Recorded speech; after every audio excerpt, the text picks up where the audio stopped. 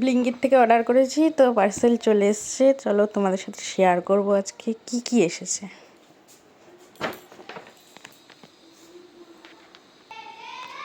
প্রথমে দেখি কি এসছে।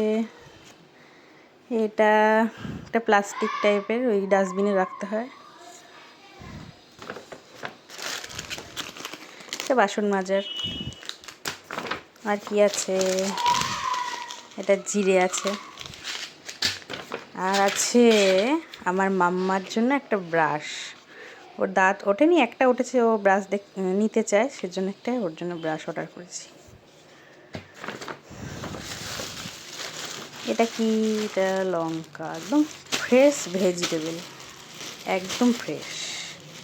দেখো, তোমরাই দেখো, একদম ফ্রেশ। আর একটু আলু, একদম ভালো এসছে সব। আর কি আছে, একটু মিষ্টি আলু মেয়ের জন্য।